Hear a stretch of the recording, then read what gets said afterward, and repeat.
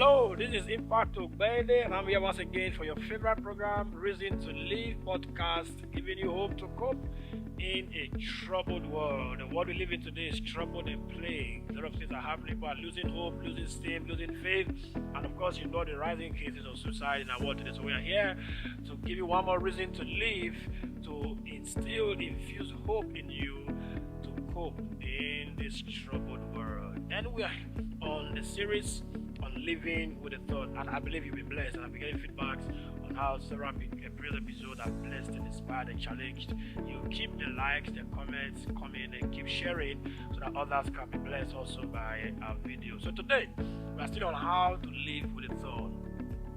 To successfully and effectively live with a thought, one thing you must do is to stay away from people who focus on your thorn, that means your weakness, and not on your strength and anointing. Now, this is vitally important. When you manage a thorn, you must avoid negative people. There are people who they come around you, they only focus, they remind you of your weakness, they remind you of your limitations, they remind you of the thorn on you. And if you don't stay away from them, they might succeed in talking that thorn from your flesh into your mind. Every person who has a thorn also has a talent. Every person managing a pain has a potential.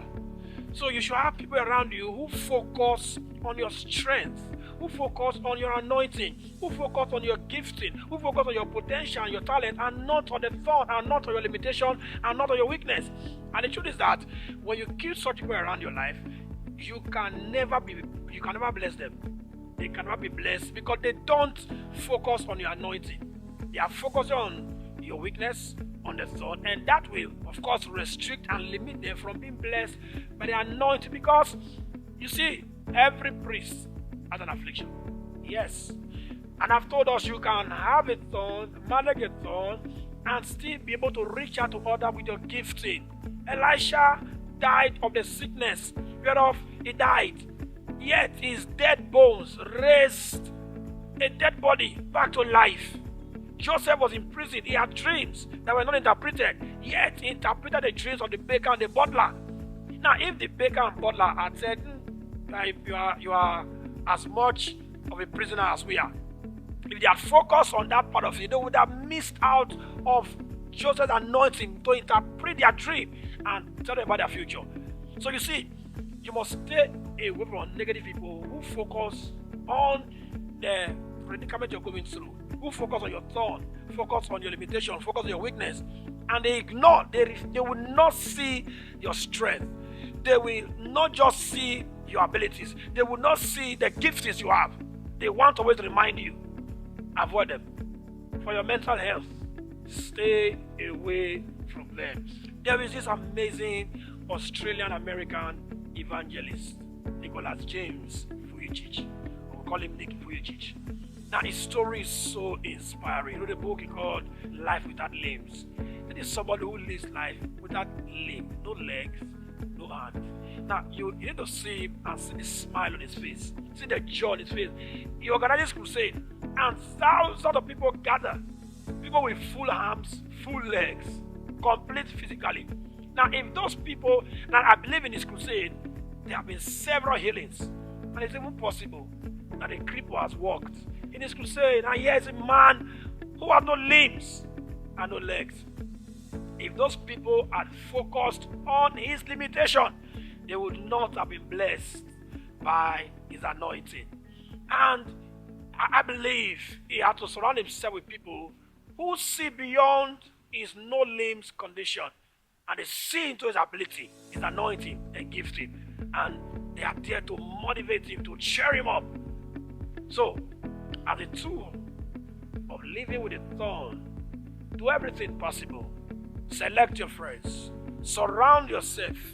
Those that should be in your inner circle are those who believe, celebrate, and honor your gifting, your anointing, your strength, even with the knowledge of the thorn that you're managing.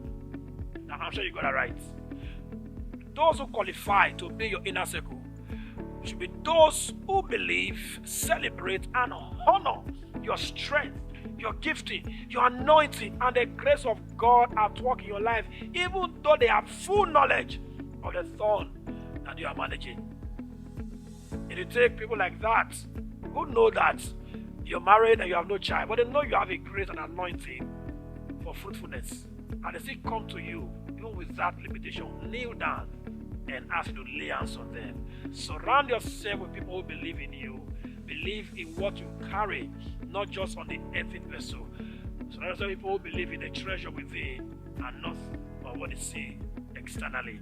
So, by way of living and managing the thorn for the purpose, stay away. Avoid people who only focus or remind you of that limitation, of that weakness, of that thorn, and surround yourself with people who believe, who celebrate and honor your strength, your gifting, your grace, your anointing, even though they are aware that there is a thorn that you manage.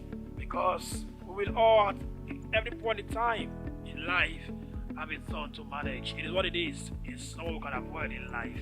If God says He will be there, He will supply the needed grace to manage it. Of course, there are thorns that will leave after a while. So whatever category you find yourself into, if there's a thorn on your flesh, stay focused. Then stay away from people who want to always remind you of the thorn, the pain, the limitation, the weaknesses. Hey, we've come to the end of the series of living with the thorn. I believe you'll be blessed. Now you can go back to the previous videos, episodes on this subject, and watch them. They will bless you, inspire you, and challenge you.